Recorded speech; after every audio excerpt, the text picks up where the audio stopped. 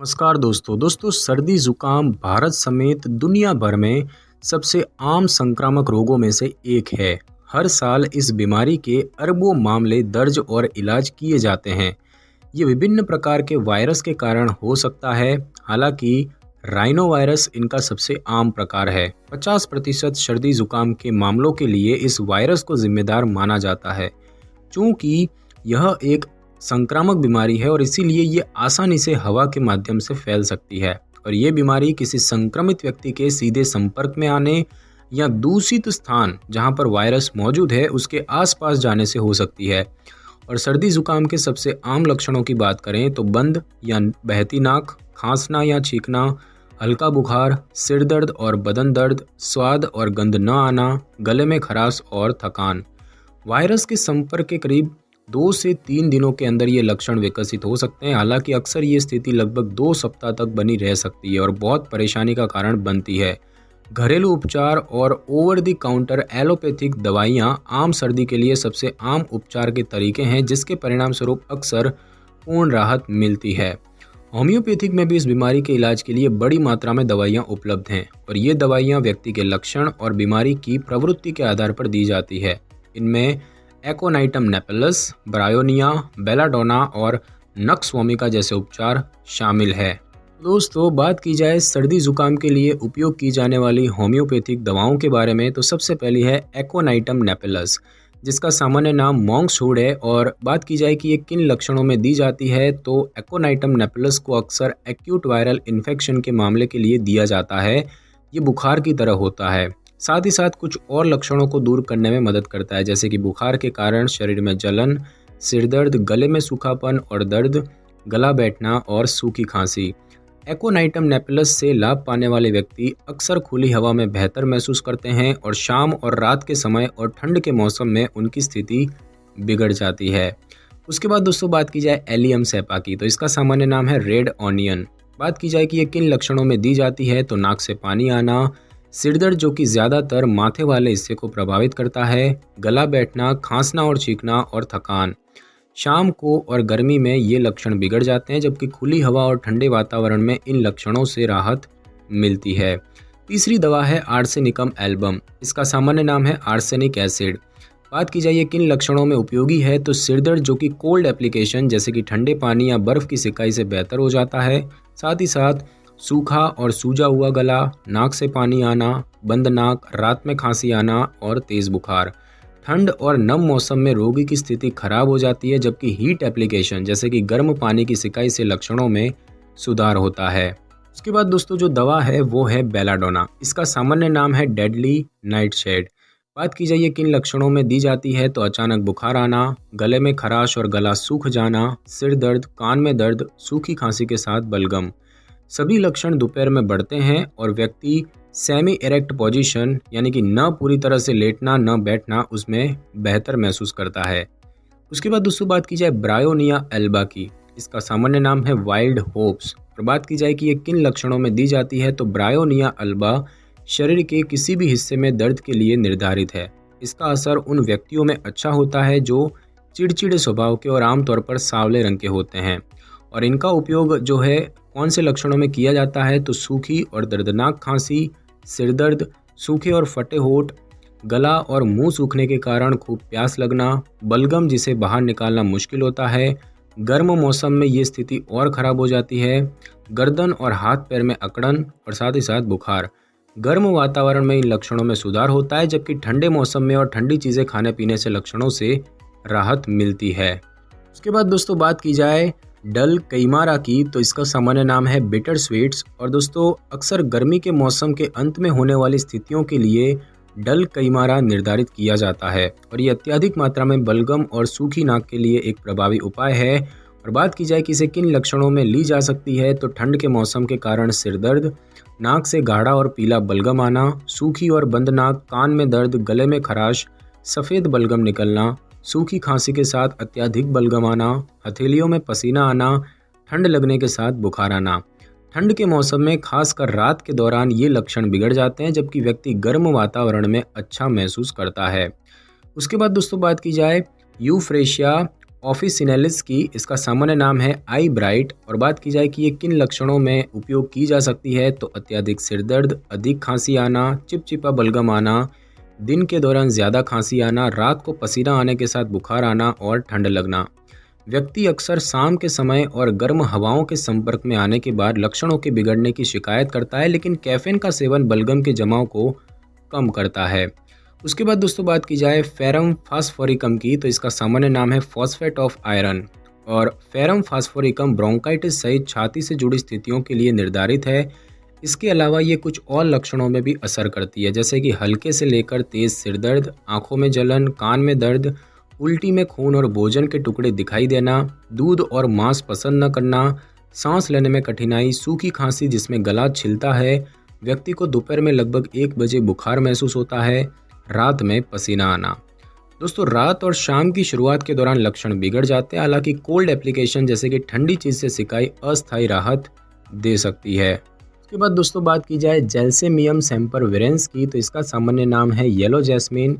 Yellow jasmine उन लोगों के लिए निर्धारित है जो मांसपेशियों में दर्द, चक्कर आना और थकान का अनुभव करते हैं। इसके अलावा ये कुछ और लक्षणों में भी मदद कर सकती है, जैसे कि सुस्ती और मानसिक रूप से थकावट, सिरदर्द, व्यक्ति को लेटने पर सिर में भारीपन महसूस होता है, खांसी के साथ नाक से पानी आना, नाक सूखना, कुछ भी निगलने पर दर्द और गले में खराश होना, मांसपेशियों में ऐंठन होना, सांस लेने में दिक्कत और छाती में भारीपन। ये लक्षण सुबह के दौरान और नम मौसम में खराब हो जाते हैं, जबकि खुली हवा में इन लक्षणों से राहत मिलती है। उसके बाद दोस्तों बात की जाए हैपर सल्फर की, इसका सामान्य नाम है हैनीमैन कैल्शियम सल्फाइड। तो दोस्तों हैपर सल्फर कमज़ोर मांसपेशियों के साथ गोरी त्वचा वालों के लिए अनुकूल है और ये अक्सर ज़्यादा बलगम आने की स्थिति में निर्धारित किया जाता है। इस उपाय का इस्तेमाल कुछ लक्षणों में किया जाता है, जैसे कि पसीना आना, साथ में सिरदर्द, आंखें लाल होना और उनमें दर्द होना, गले में खराश और नाक बहना, खांसी के साथ मोटा बलगम, भोजन निगलने में कठिनाई, गले में खराश और दर्द जो कि कानों की ओर बढ़ता है, ठंड और शुष्क हवाओं के संपर्क में आने पर अत्यधिक उबासी और खांसी, खुली हवा में बाहर जाने पर ठंड लगना, रात को पसीना आना। ये लक्षण ठंडे और शुष्क मौसम में खराब होते हैं, जबकि गर्म मौसम में राहत मिलती है। उसके बाद दोस्तों बात की जाए कैलियम बिक्रोमिकम की, तो इसका सामान्य नाम है बाइक्रोमेट ऑफ पोटाश। और दोस्तों बात की जाए कि ये जो उपाय है ये श्लेष्मा झिल्ली यानी कि मुंह, नाक और गले की अंदरूनी परत उसको प्रभावित करता है।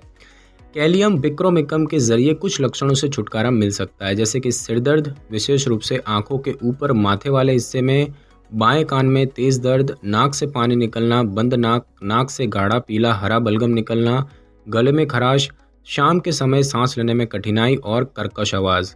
ये लक्षण सुबह के समय और बढ़ते तापमान के साथ तेजी से बिगड़ते हैं, हालांकि हीट अप्लाई से कुछ लोगों के लक्षणों से राहत मिल सकती है। उसके बाद दोस्तों बात की जाए नेट्रियम म्यूरिएटिकम की, तो इसका सामान्य नाम है क्लोराइड ऑफ सोडियम। और बात की जाए नेट्रियम म्यूरिएटिकम जो है ये अक्सर उन लोगों के लिए निर्धारित किया जाता है जिनमें अक्सर ठंड पकड़ने की प्रवृत्ति होती है। इसके अलावा कुछ और भी लक्षणों को ठीक करता है, जैसे कि सुबह जल्दी उठने पर सिरदर्द होना, आंखों में भारीपन और जलन होना, नाक से पानी निकलना, बंद नाक और सांस लेने में कठिनाई होना, सुबह के समय में बुखार और साथ में कमजोरी और ठंड लगना, दोपहर के समय चक्कर आना। ये लक्षण सुबह के समय और किसी गतिविधि में शामिल होने पर गंभीर हो सकते हैं। ठंडे मौसम और खुली हवा में लक्षणों से राहत मिल सकती है। और दोस्तों बात की जाए नक्सवामिका की, तो इसका सामान्य नाम है पॉइजन नट। नक्सवामिका पतले सक्रिय व्यक्तियों में अच्छी तरह से काम करता है। इसके अलावा कुछ और लक्षणों में भी मदद करता है, जैसे कि सिरदर्द, ज़्यादातर आंखों के ऊपर वाले हिस्से में, और साथ में शोर, रोशनी और गंध के प्रति अति संवेदनशीलता, रात के समय नाक बंद हो जाना जिससे कि सांस लेना मुश्किल हो जाता है, गले में खराश, खांसने पर छाती में दर्द होना, सूखी खांसी, ठंड लगना और साथ में बुखार आना। सुबह के समय शुष्क और ठंडे मौसम में लक्षण बिगड़ जाते हैं, जबकि आराम करने पर शाम के समय में इन लक्षणों से राहत मिलती है। उसके बाद दोस्तों बात की जाए पल्सेटिला प्रेटेंसिस की, इसका सामान्य नाम है वाइंड फ्लावर। इसके लक्षणों की बात की जाए तो पल्सेटिला प्रेटेंसिस ऐसे संवेदनशील व्यक्तियों पर अच्छा असर करता है जिन्हें बात करते समय आसानी से रोना आ जाता है। ये श्लेष्मा झिल्ली को प्रभावित करने वाली स्थितियों के लिए एक प्रभावी उपाय है। वाइंड फ्लावर से कुछ और लक्षणों का भी इलाज किया जा सकता है, जैसे कि थकावट से सिरदर्द, सुनने में कठिनाई, व्यक्ति को ऐसा लगता है जैसे उनके कान में कुछ भरा है, पलकों में जलन के साथ आंखों में सूजन, नाक का दायां हिस्सा बंद होना, नाक से पीले रंग का बलगम आना, विशेष रूप से सुबह के समय, शाम और रात के समय सूखी खांसी आना, सांस लेने में कठिनाई होना, शाम के शुरुआती समय में सर्दी लगने के साथ हल्का बुखार आना। हीट अप्लाई या गर्म मौसम में स्थिति बिगड़ती है। दूसरी ओर कोल्ड अप्लाई और ठंड के मौसम से लक्षणों से राहत मिलती है। तो बात की जाए कि सर्दी जुकाम के रोगियों के लिए आहार और जीवन शैली में बदलाव क्या आपको करना चाहिए और क्या नहीं करना चाहिए। तो दोस्तों, ज़्यादातर लोगों को लापरवाही के कारण सर्दी जुकाम की समस्या होती है। सावधानी और अच्छी तरह से न रहने के कारण लोगों का स्वास्थ्य खराब रहता है और बीमारियां फैलने लगती है। और ऐसे में स्वस्थ जीवन शैली को अपनाने जैसे कि छोटे कदम की बदौलत बड़ा बदलाव लाया जा सकता है। यदि कोई व्यक्ति होम्योपैथिक दवाएं ले रहा है तो डॉक्टर उसे कुछ सुझाव दे सकता है, जैसे कि आपको क्या करना चाहिए। तो होम्योपैथिक दवाएं अत्यधिक घुलनशील रूप में तैयार की जाती है और ऐसे में कई प्रकार के आहार और जीवन शैली के कारण आसानी से इन दवाइयों का असर प्रभावित हो सकता है। इसीलिए होम्योपैथिक डॉक्टर द्वारा सुझाई गई बातों का अच्छे से और सावधानीपूर्वक पालन करना चाहिए। खुद और अपने आसपास की साफ सफाई बनाए रखें ताकि किसी तरह का वायरल इन्फेक्शन ना हो सके। साथ ही साथ ढीले और आरामदायक कपड़े पहनें। बात की जाए कि क्या नहीं करना चाहिए, तो शराब और कैफीन से बचें क्योंकि वे होम्योपैथिक दवा के काम में बाधा डालते हैं। नमकीन और खट्टे भोजन से बचना चाहिए क्योंकि वे उपचार पर नकारात्मक असर करते हैं। होम्योपैथिक असर ठीक से हो सके इसके लिए मसालेदार खाद्य पदार्थ या फिर फ्लेवर वाले भोजन से भी बचा जाना चाहिए। उसके बाद दोस्तों, बात की जाए कि सर्दी जुकाम के लिए होम्योपैथिक दवाएं और इलाज कितना प्रभावी है। तो दोस्तों, चूंकि सर्दी जुकाम एक हल्का और आत्मसीमित रोग है, इसलिए अधिकांश लोगों को इस स्थिति के लिए एंटीबायोटिक दवाओं की आवश्यकता नहीं होती है। हालांकि लंबे समय तक बुखार या फिर बढ़ते लक्षणों के मामलों में चिकित्सक से परामर्श लेना एक अच्छा विचार हो सकता है। आमतौर पर डॉक्टर ठंड के लक्षणों का प्रबंधन करने के लिए दवाएं दे सकते हैं क्योंकि इस स्थिति के लिए उपयुक्त दवा नहीं है। निर्धारित इलाज केवल लक्षणों को दबाने का कार्य करते हैं। सर्दी जुकाम के लक्षणों के लिए होम्योपैथी में कई अलग अलग दवाएं मौजूद हैं और ये लक्षणों को दबाने का काम नहीं करती है, लेकिन इन्फेक्शन से लड़ने के लिए रोगी की प्रतिरक्षा प्रणाली को उत्तेजित करती है। इसके अतिरिक्त होम्योपैथिक चिकित्सक मरीज के परीक्षण के बाद उपाय निर्धारित करता है। दूसरे शब्दों में कहें तो प्रत्येक उपाय प्रत्येक मरीज पर एक जैसा असर नहीं करते हैं क्योंकि हर मरीज की स्थिति अलग अलग होती है और होम्योपैथी में स्थिति के अनुसार ही दवाइयाँ निर्धारित की जाती है। कुछ वैज्ञानिक प्रमाण मौजूद हैं जो ये बताते हैं कि होम्योपैथिक उपचार सर्दी जुकाम के प्रति प्रभावी है। एक सिंगल ब्लाइंड स्टडी में सर्दी जुकाम से पीड़ित 485 लोगों को शामिल किया गया। इसके बाद उन्हें निश्चित अवधि के लिए एस्पिरिन या होम्योपैथिक दवाइयाँ दी गई जिसमें एक्ोनिटम, ब्रायोनिया, फॉस्फोरस इत्यादि शामिल थे। दोनों समूहों ने लक्षणों से समान राहत का अनुभव किया और ये दर्शाता है कि होम्योपैथिक उपचार प्रमाणित दवाओं के समान प्रभावी है। सिंगल ब्लाइंड स्टडी एक प्रकार का नैदानिक परीक्षण जिसमें केवल स्टडी करने वाले शोधकर्ता को पता होता है कि प्रतिभागियों को कौन सा उपचार दिया जा रहा है। एक डबल ब्लाइंड स्टडी में एक समूह को या तो प्लेसेबो दिया गया था या तो विंसेटॉक्सिकम और सल्फर के मिश्रण को दिया गया था। यद्यपि ये उपाय बीमारी की आवृत्ति को कम नहीं करता था, लेकिन ये बीमार व्यक्ति में लक्षणों को प्रबंधित करने में सहायक है।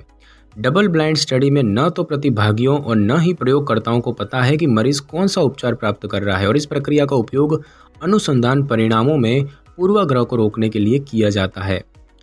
दोस्तों, बात की जाए कि सर्दी जुकाम के लिए होम्योपैथिक दवा के नुकसान और जोखिम क्या होते हैं। तो दोस्तों, होम्योपैथिक इलाज पूरी तरह से प्राकृतिक पदार्थों से तैयार किए जाते हैं। इन्हें घुलनशील रूप में बनाया जाता है। घुलनशील होने से ये विषाक्तता यानी कि पॉइजनिंग से मुक्त हो जाता है और इसके औषधीय गुण बने रहते हैं। नतीजतन होम्योपैथिक दवाओं के साइड इफेक्ट दुर्लभ है। हालांकि एलोपैथिक दवाएं भी प्रभावी होती है, लेकिन ये बच्चों और गर्भवती महिलाओं के लिए असुरक्षित हो सकती है, जबकि बच्चों को होम्योपैथिक दवाएं दी जा सकती है। फिलहाल कोई भी उपाय करने से पहले किसी योग्य होम्योपैथिक डॉक्टर से सलाह अवश्य लें। तो दोस्तों, बात की जाए कुछ टिप्स की, तो सर्दी जुकाम एक वायरल इन्फेक्शन है जो हर साल अरबों लोगों को प्रभावित करता है। आमतौर पर यह हल्की आत्मसीमित बीमारी है, हालांकि कुछ मामलों में गंभीर लक्षण भी दिखाई दे सकते हैं और इसके लिए कोई विशेष दवा नहीं है। जो भी दवाएं मौजूद हैं वे सिर्फ इसके लक्षणों को दबाने का कार्य करती है, लेकिन होम्योपैथी में व्यक्ति प्रतिरक्षा प्रणाली को मजबूत करने पर फोकस किया जाता है ताकि अपने आप ही सर्दी जुकाम के वायरस से लड़ सके। एलोपैथिक दवाओं के विपरीत होम्योपैथिक उपचारों के दुष्प्रभाव नहीं होते। हालांकि होम्योपैथिक ट्रीटमेंट भी अपने आप नहीं लेना चाहिए क्योंकि हर दवा सभी व्यक्तियों पर एक समान असर नहीं करती है। तो दोस्तों आज की इस वीडियो में बस इतना ही। अगर आपको मेरी ये वीडियो और जानकारी अच्छी लगी हो तो वीडियो को लाइक और शेयर कर दीजिए और कमेंट करना बिल्कुल भी ना भूलें। और अगर आप हमारी चैनल पर नए हैं तो चैनल को कर लें सब्सक्राइब और बेल आइकन के बटन को ज़रूर क्लिक कर लें ताकि मेरी नई वीडियो की नोटिफिकेशन सबसे पहले आपको मिल सके। Thanks for your time.